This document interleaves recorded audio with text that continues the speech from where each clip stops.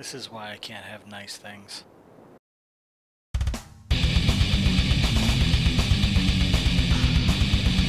Hello everyone, my name is Nordic Beast and welcome back to the Shipyard. Or the racetrack, rather.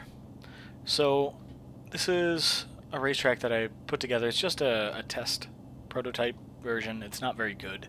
I just wanted to see if I get the rings to work, and if I could see if I get the basic concept to work. First off, this here is just my Raven fighter I was showing off the other day, my little anime fighter. Cut down with all its guns and everything removed, pretty much for racing. It's not particularly impressive, but it works. So, real quick, I will give a walkthrough on the actual rings themselves, and come to notice this one is actually backwards. But as you see, it's all the lights are currently red, and if you notice, I'll shut off this. Wow, there's quite a few pylons on. These are all just named pylon number 1. You would actually number them 1, 2, 3, 4, chronological order. And as you pass through, you have a sensor that detects you, turns everything green, and goes from danger signs to arrows, which the arrows were originally supposed to point forward, but prototype, just trying. 10 seconds, it readjusts. The other thing you may notice changes from pylon. Alright, hold on. Let's try this one more time. To pylon number 1 passed. Now I have an idea to go with that, and that would be if you were doing a larger event, like a NID event, and you knew how many people were going to be there for whatever reason, you could set up, say you had 5 people in your race, you could set up 5 beacons, 5 sensors. Each sensor would be owned by said person, and then you would set it so it only detects that player. So when you pass through, it would say who passed that ring, or at least who passed that ring first. So just an interesting idea, I guess. And I would also suggest a longer reset time, maybe 5 minutes or so.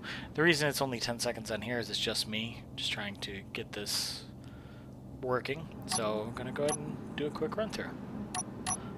I'll also turn on my sensor, which will tell you when you're a little close here. Objective complete. Alright, after that, I'm gonna shut that off, only the one time. But it would let you know when you're, because it only detects large ships. There we go. Yeah, these rings are backwards. So I'm not running through the race backwards, I'm just, yeah. So this course was hastily put together just to see if I could make a course that's navigatable. The idea was each ring was supposed to be roughly 1,000 meters from one another. That's what the beacons are set for, so you're not spammed too heavily with the beacons. And I think what I will do is I might cut that down to about 500 meters so I can use twice as many pylons.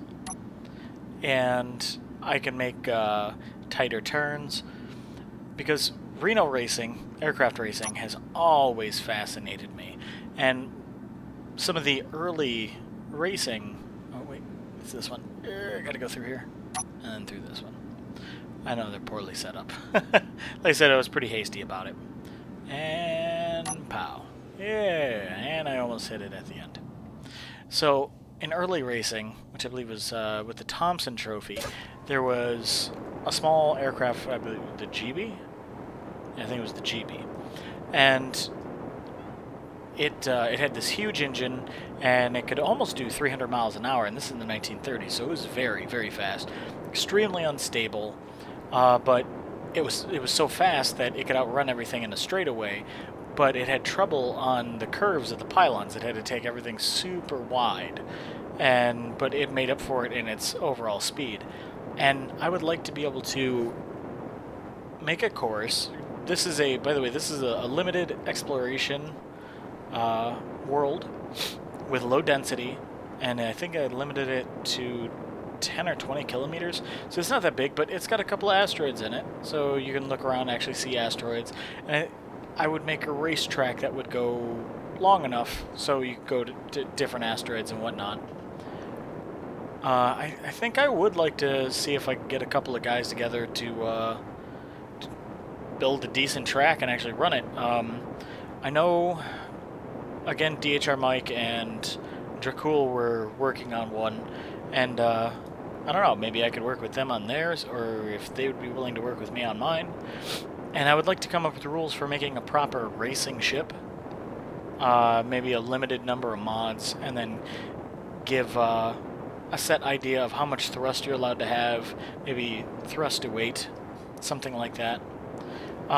For example, there's, what are those?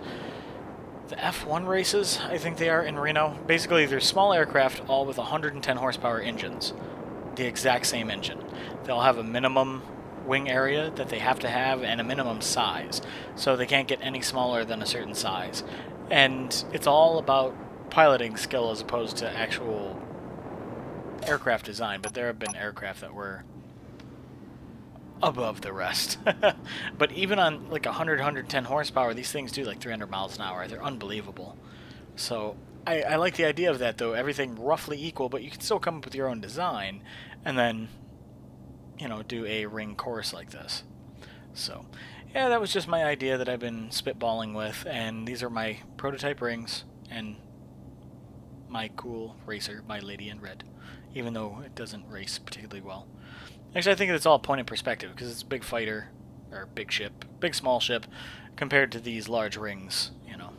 So anyway, well, if you guys enjoyed, please hit the subscribe button or like button, and I will see you guys next time.